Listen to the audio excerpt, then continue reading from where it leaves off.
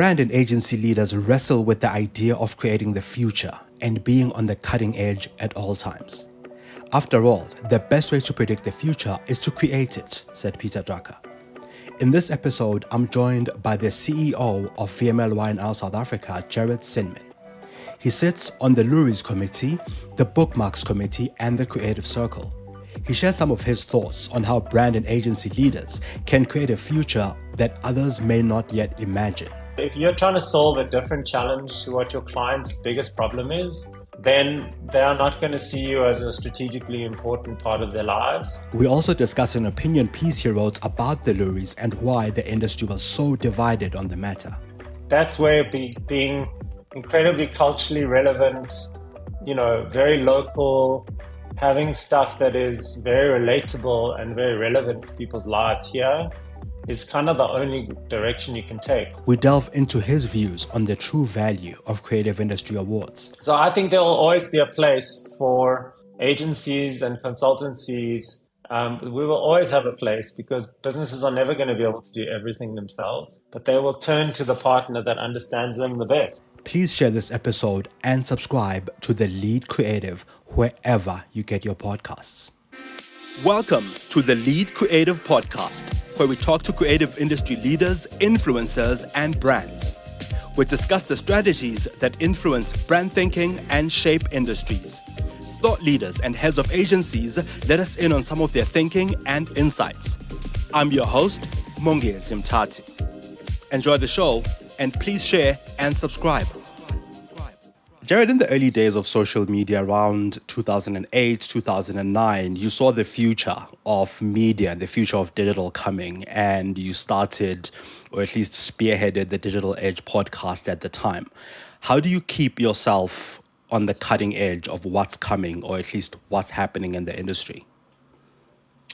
It's a good question. I think the industry, lags behind where innovation is. If you look at the rise of AI over the last few months, you can kind of see how enormous the impact of that is going to be on this industry.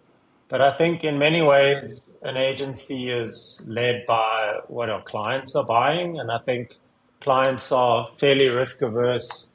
You get to do a couple of breakout projects that maybe push the boundaries, but a lot of the work, lags quite far behind where the cutting edge is.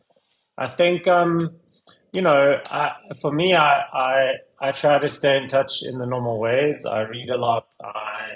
I look at a lot of global case studies. One thing about being in South Africa is that as a country, we lag somewhat behind the technological innovations. So by looking at the work that is being made in different parts of the world through our VMLY&R network and elsewhere, I think you see a little bit of the future by doing that, and that helps. But I think, at the heart of it, it's about really remaining curious and never thinking that you have figured it all out, because the minute you have the feeling of having figured it all out, you know that you're falling behind at that moment. Speaking of AI, which you've just mentioned, I know that in November 2022, you had hired an AI specialist, or at least looking for an AI specialist within the VMLY&R team at the time, long before ChatGPT became a thing. Did you sort of see the rise of a platform like ChatGPT coming, or was it because of this curiosity that you referred to that you saw that AI was going to become a lot more, at least, used publicly? Because, you've been using AI, but not as much as is being talked about now. Look, speaking for myself, I've been thinking about the role of automation and machine learning and those kinds of things for a long time. Actually, it's interesting that the whole field of machine learning is probably a 50-year-old field. So, things like neural networks and that kind of thing have been around for decades, actually.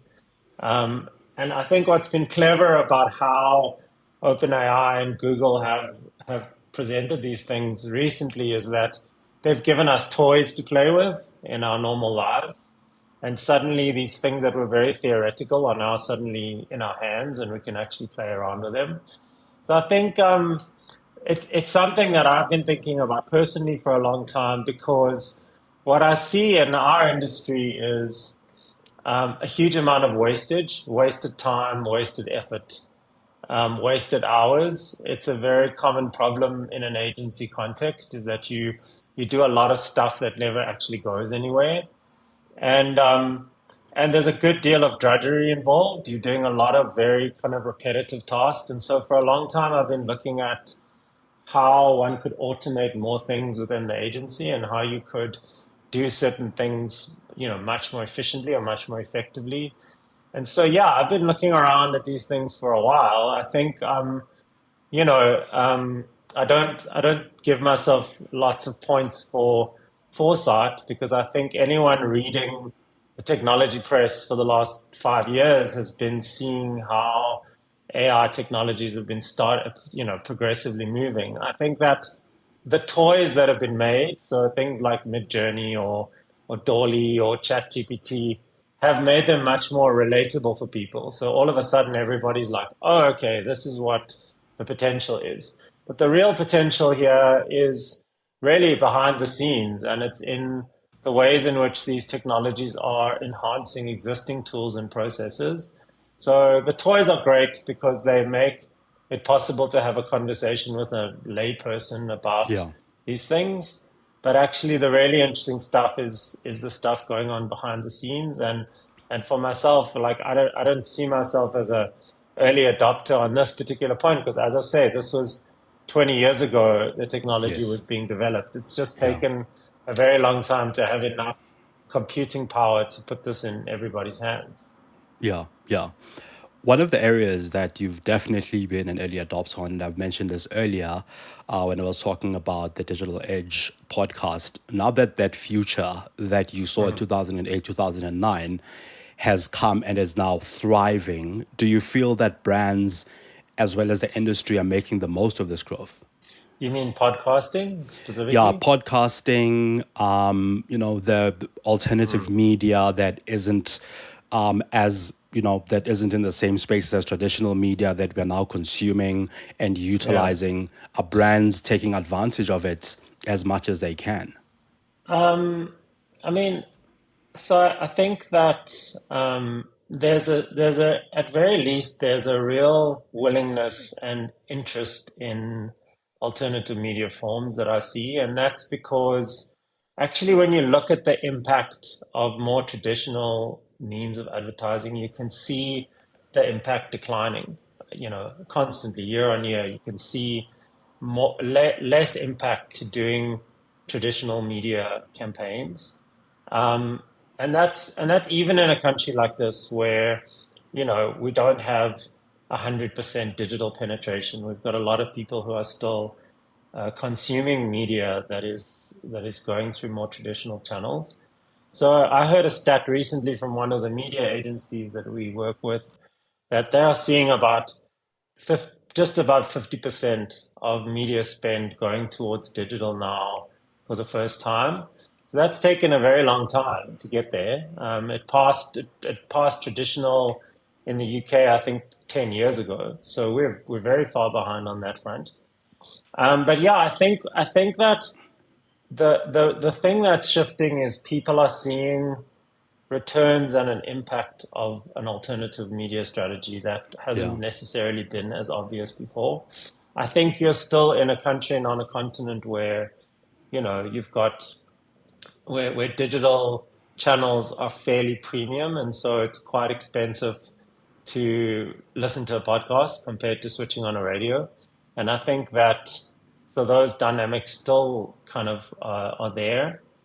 But yeah, I definitely think there's a lot more enthusiasm and a lot more interest in finding ways to break through to audiences that are new and that have a chance of allowing a brand to stand out. With the media world or the advertising space is so crowded. There's just so much messaging and so much material. And the truth is, there are also better and better ways for people to skip those things and block them out. And so it's become a real challenge to figure out how to get a message through to a person who's completely overwhelmed with information. And I think that's where innovation really comes into the play, because if you are doing something interesting and innovative, there's a better chance that you're going to get noticed. On Yeah. podcasting, particularly, I mean, when we had our podcast, we didn't know how early on in the journey of the podcasting world that was actually. But now I think the other day I heard there's over 1 million podcasts on the internet.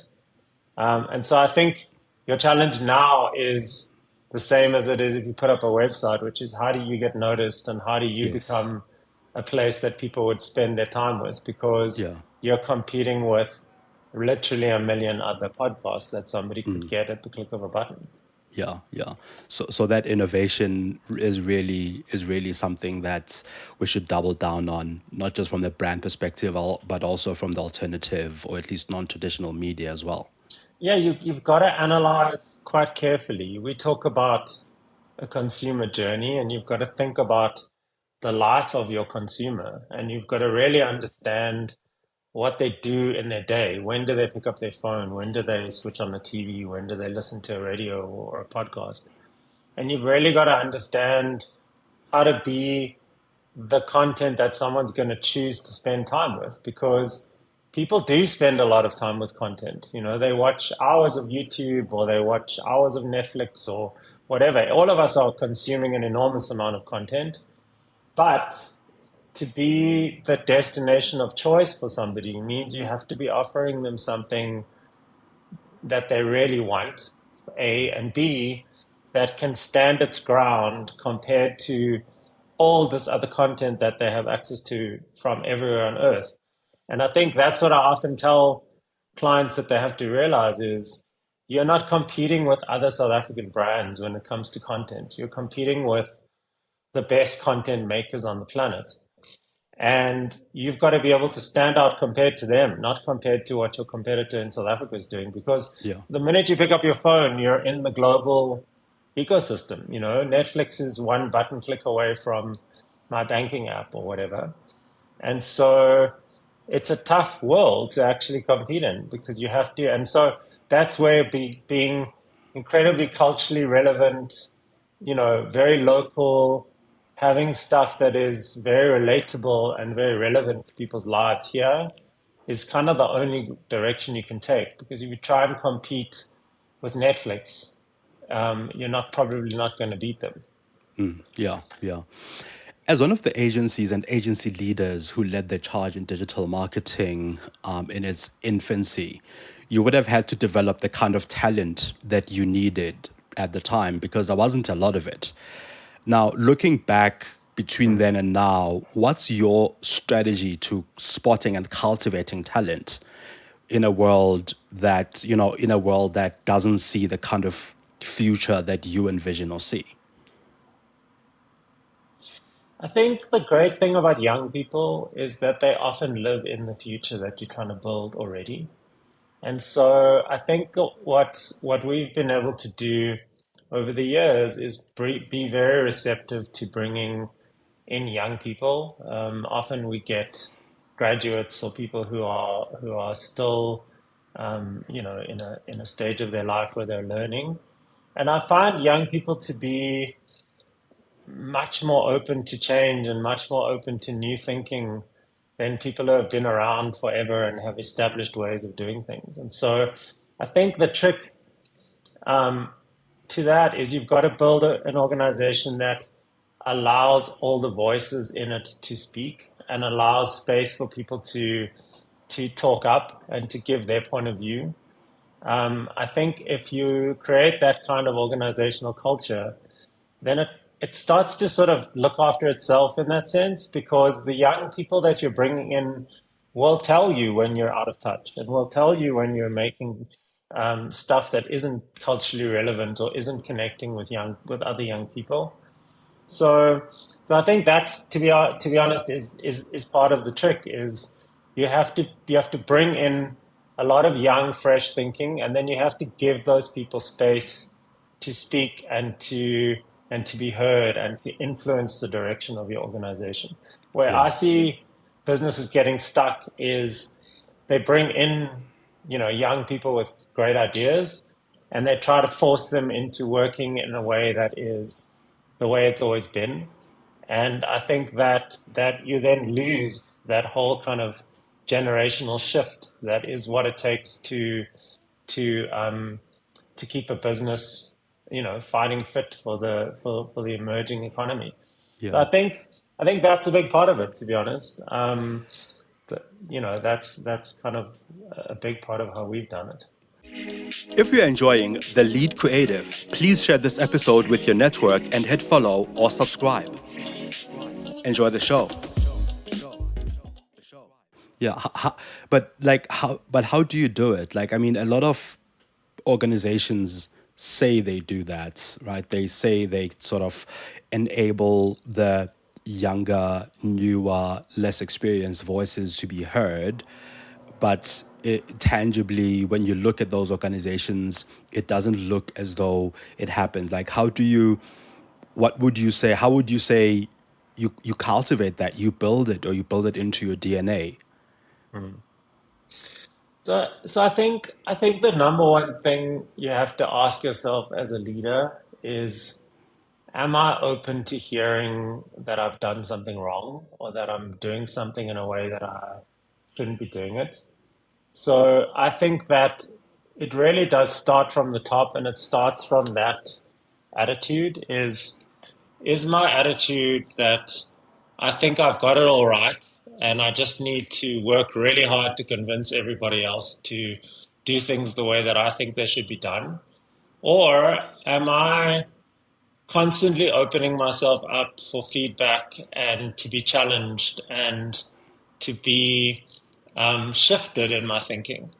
And Yeah. I think that's not so much an organizational culture thing as an individual leadership thing. Is what is my attitude as a leader? And I think that's something any leader can check in with themselves about is, am I someone who's listening a lot and asking people to give me feedback on what I'm doing, or how our business is running? Or am I someone who spends most of my time telling other people what they should be doing and how they should be doing it?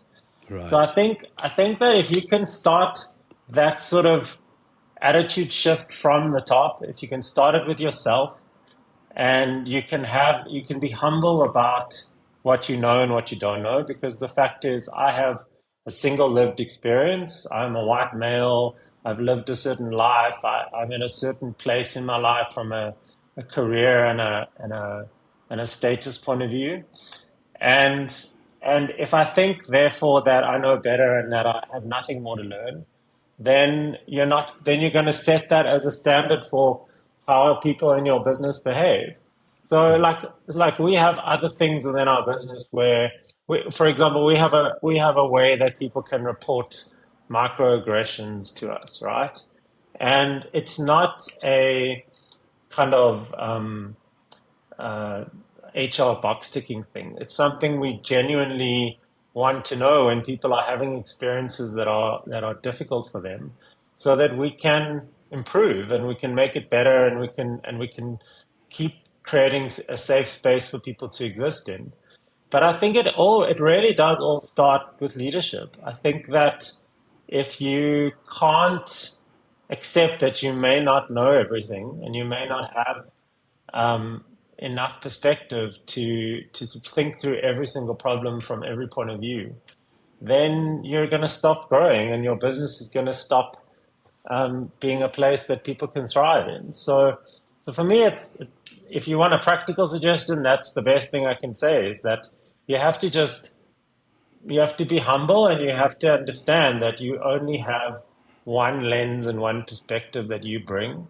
And if you're open to other people's perspectives influencing yours, then there's a good chance you're going to create a culture which is open to that kind of stuff. Awesome. Awesome. I hear Hope that that. answers your question. No, it definitely does. It definitely does. It unpacks it a lot more. I think it takes it away from from what we constantly hear about As a leader or as an organization, you need to, give more voices a place to be heard, to a place of, part of that is the humility to understand that you don't know it all, and you are open to getting direction from your team, and it's a collaborative process. There are A many. lot of people talk Yeah, about this. Sorry, go ahead. sure. No, No, I was going to say carry on. a lot of people talk about transformation in a very sort of, um, uh, box ticking kind of sense. They have a list of things that they think you need to do in order to be a transformed or a diverse business. But the hardest thing is to make space for diversity of thought and diversity of life experience. And actually, that you can't do, in a box ticking way. That is something you have to feel in your heart and you have to really want to happen. And if you're leading a business and you don't have a real desire to diversify the thinking patterns, nothing else you do is really ultimately going to work. Yeah. I don't think. Definitely. There are more and more agency functions that are being insourced by organizations, by brands, and all of this. And as this happens, in some instances, some agencies that don't evolve quick enough become obsolete in the marketplace. What is your view on what the future agency looks like, or what the future agency provides as value to its clients with more of these functions being insourced? So I've been around long enough to see kind of cyclical changes um, happen where organizations take a whole lot of stuff inside. It, they reach a point where they're not getting enough creativity or enough, diversity of thinking, and then they outsource to agencies. So I don't think anymore that there's a trend towards everything being insourced. Really, I see it as a cyclical thing. I think businesses take stuff in and then work with external partners, on a cyclical basis. So I think the second part of your question, though, is much more relevant, which is how do you provide a valuable service so that you are someone that when the opportunity arises, clients will want to work with. And I think for me, the thing that I see, um, the biggest weakness that I see in the space is agencies not being able to understand well enough what a client's business challenges are. Because the truth is, when somebody is outsourcing a piece of work or hiring an agency or hiring a consultancy to come in, it's because they are missing something. They understand their problems really well, but they don't understand all the available solutions that they could be using to solve those problems. Agencies have a really good handle on the solutions, but they often don't take the time to understand the problem well enough. And so and that's where the breakdown happens, is that if you're trying to solve a different challenge to what your client's biggest problem is, then they are not going to see you as a strategically important part of their lives. And that's where the frustration that goes, well, maybe I should just hire some creative people internally because at least they'll have the organizational context and they'll be trying to solve the right problems within the business. So Yeah. I think agencies have to get really good at understanding clients' business challenges. And really, when they're coming up with ideas or they're defining strategies or they're coming back with executions, is to be really focused on trying to solve the same problem that your client is trying to solve. And that's not a new thing. That's something that has existed for the lifetime of the advertising industry. But it's something I think that the big consulting companies that have started playing in the advertising world are just a lot better at. They have a really good way of understanding and analyzing what the client challenge is, and then coming back with a solution that fits perfectly with that. And I think that is where we get too tied up in in the kind of fun, or I don't even want to use the word fun, but we get very tied up. We have an idea that we are desperate to have made, Yeah. but we're not good at testing that thinking against the client's real business problem.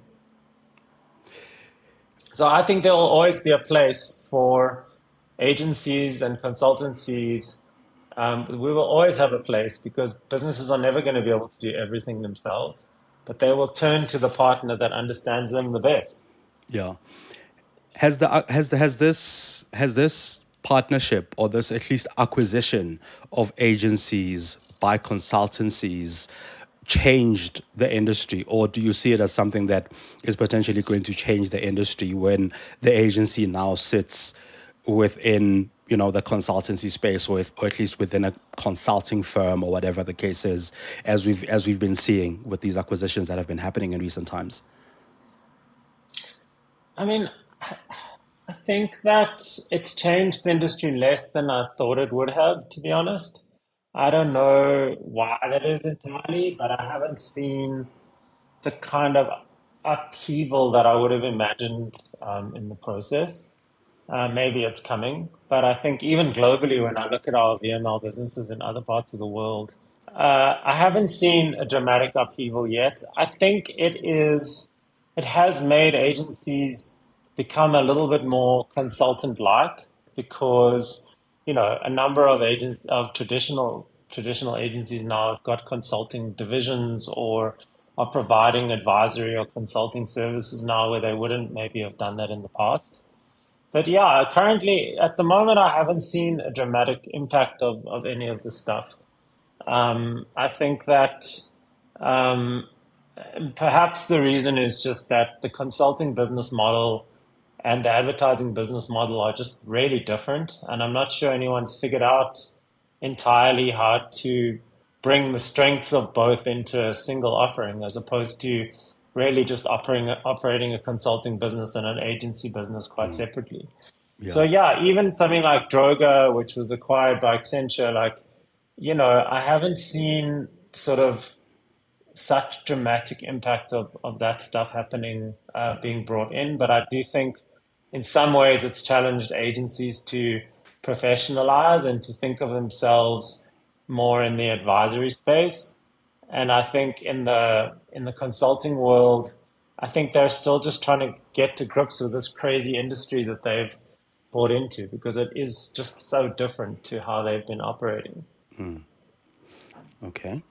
You wrote an opinion piece last year sometime around the lorries, Mm, and that opinion piece got the industry mm. talking quite a lot. For people who haven't seen the opinion piece and haven't really followed the news around what followed, can you share a little bit about what you spoke about there and why you feel it was so divisive to the industry? Well, if you don't know about it and you haven't followed it, you consider yourself lucky because I think it was a lot of drama for a very little.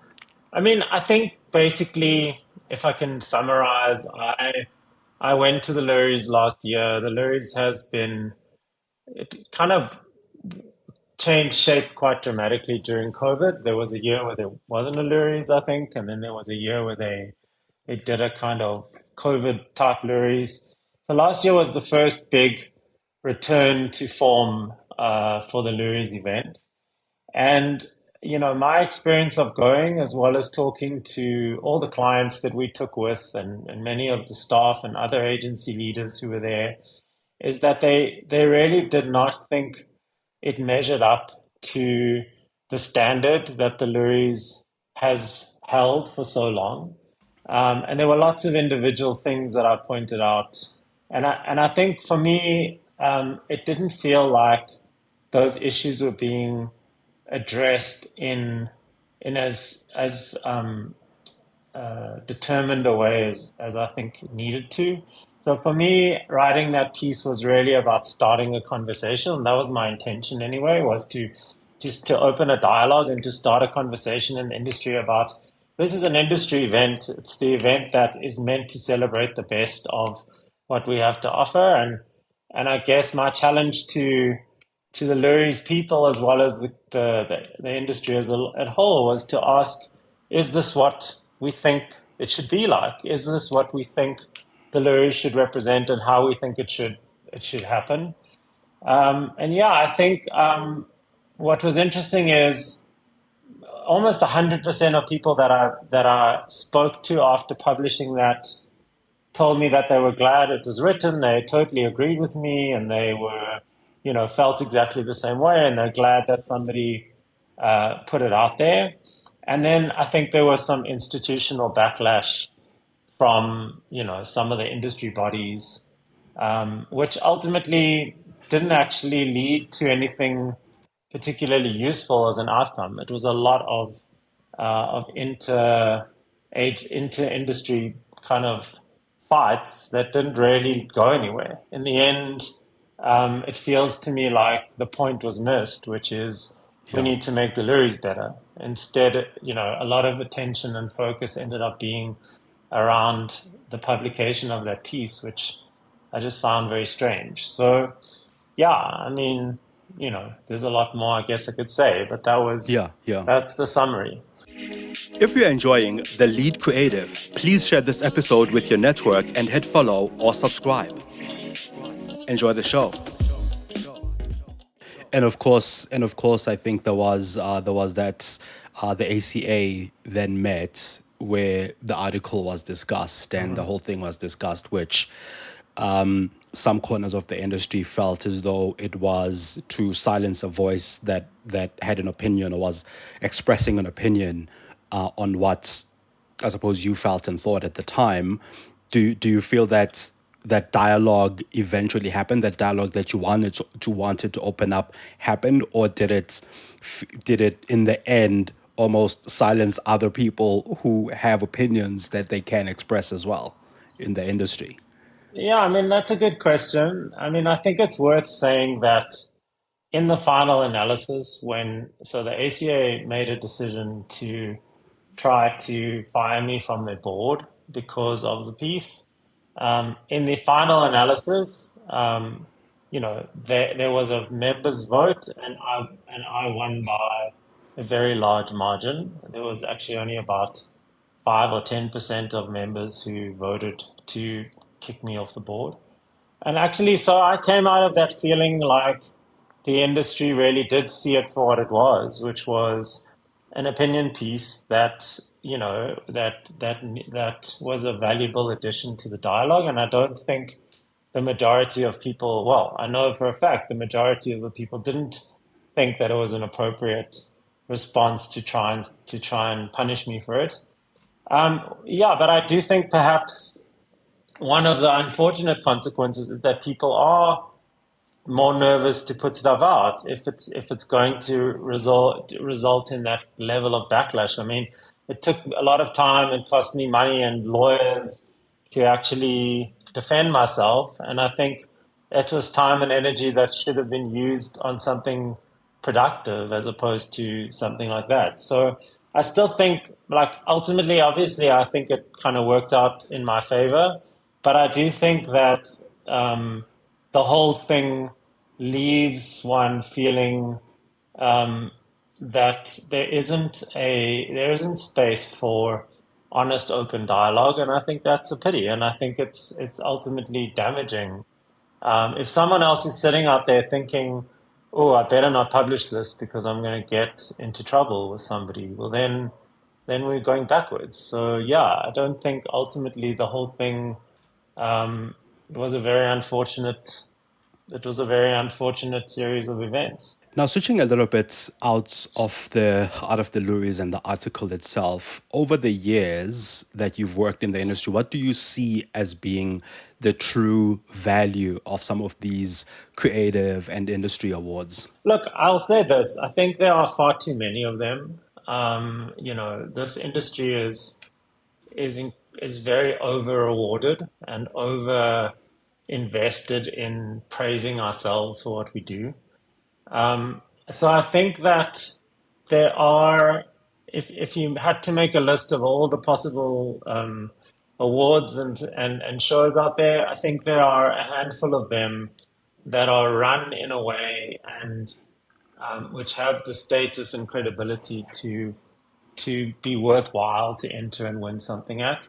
And I think the value is simple. It's that you get to benchmark yourself against your peers, and and if it's done correctly, the winners of that show really should represent the best work and the best minds doing the best things in the industry. And I think there's a huge amount to be learned from that. I mean, if you've ever judged an award show, you've ever attended a really well run award show, you leave inspired about the possibility of what we can do in this industry, how creative we can be, how we can, do good for the world and actually improve the societies that we're operating in. And so I think that is really the best part of it is it's a way to challenge ourselves to keep doing better and to keep thinking smarter and to keep solving problems in a more interesting way. And the best shows that are out there absolutely do that. The worst shows and kind of the less credible pieces of that ecosystem, unfortunately, all they do is give people a trophy and a party. And I think, to be honest, that is can actually lead people astray because you start to think that that is the measure of success. Yeah. And you forget that actually the measure of success is we're a commercial enterprise. Our job is to solve client problems and to help our clients' businesses to improve. And I think at its worst, people can get very distracted by this kind of stuff. Do the best awards and award shows help to improve client relationships and also, I guess, improve your ability to win better and more quality business? Most clients are quite skeptical about advertising awards, to be honest. I mean, they like to win them because it's fun. And some clients are incentivized internally in their businesses to win awards. So it does mean something to them, to some of them anyway. Um, and they also do, I think, when they're looking for agencies, clients will look at how you're ranking as a creative agency as part of their criteria for how they're hiring you. I mean, it's the same as them looking at it's kind of an easy way for them to look at your back catalog and see what you're capable of. And so I think, yes, to some extent that is true. To some extent, doing well in the award shows and showing that you are investing in your creative product does have a positive commercial benefit. But as I said, I think that I've seen agencies just make it their only mission in life to win awards. And they'll do they'll come up with all kinds of proactive pieces and made up work just to score well in an award show. And I think clients are quite bored with that stuff. That's it's not really the biggest question on their mind is how many prizes can you win? I've seen agencies get fired a week after winning a Grand Prix at an award show because the work they're doing might be clever, but it's not solving the business challenge. So I think you have to be careful with that. I don't think as a creative agency you can be completely disinterested in this stuff because I do think that people are using these results as a part of their criteria for why they're hiring you and the fact that you've demonstrated your ability to stand up with the best in the world. But I think it shouldn't distract you from the much more tangible stuff that clients are really looking for. So as I say, I think a lot of clients are, if we win an award, our clients, will send out a WhatsApp and say, "Yay, well done." But it's forgotten pretty quickly because it's not such a big part of their lives. Right. And we exist to service them. That's what we always have to remember. In closing, Jared, how do brands, heads of agencies, and people coming into the creative industry almost keep themselves on the cutting edge and also understanding the future as you have. You mentioned curiosity. You mentioned, reading as much as possible and getting as much research as possible. And if you're a leader in an agency, surrounding yourself with young people and young minds that are living that future. How else do you think we can almost keep ourselves relevant, or at least industry leaders can keep themselves relevant, future focused, while also being firmly grounded? Yeah, it is a difficult question, just because the amount of stuff that's flying at you continuously.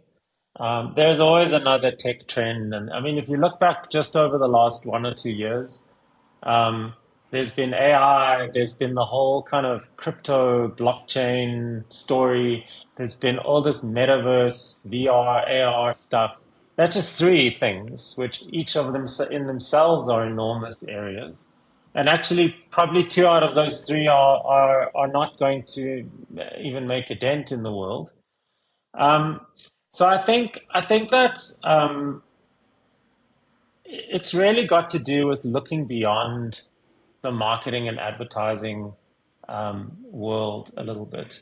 I think that for everyone in this industry and in business right now, the trends within the tech space are much more impactful than trends within the advertising and marketing space. And I think it's about not getting trapped in too small of a bubble where all you're actually doing is thinking about advertising or thinking about the crafts involved in advertising. So I think the best advice I could give to anyone right now is to spend time on tech trends and tech content. Like, really take the time to understand when there is a big technological change like AI, to look at it from outside of the advertising and marketing world, because actually that's where you realize how big the kind of overall information space is. Yeah. So that's the most important thing, I think, is not to get too caught up in our own industry and our own tiny worlds, and to really figure out which are the pieces of content and information that are really going to let you get perspective. And I think that, then it is just about, I have this thing right now where I make sure I learn one new thing a day. I just made this decision at some point. I'm going to learn one new thing every single day. And it's funny, when you do that, you actually find that you don't necessarily know why you're learning about a particular thing, but slowly but surely, all these different things add up to a broader perspective on the world. So I think that's the biggest thing, is to tune into the right stuff. It's all out there. I mean, we're living in a sea of content, but it's about looking beyond the bubble and making sure that you are exposing yourself to new and interesting things that challenge your perceptions of the status quo. Awesome. Thank you so much, Jared. That was, very insightful. And I'm sure that we'll pick up a lot from this, and it will raise very many interesting conversations as well. Okay. Well, I hope so. I hope those was helpful answers. Thank you for listening to The Lead Creative. Did you get one insight that's worth sharing from this episode? Please share it with your network or your friends. Pop me some of your ideas and innovative finds on Twitter on @Mongezi. This podcast is available on Spotify, Stitcher, Apple, Google, or wherever you listen to your podcasts. You can also find me on mongezi.com.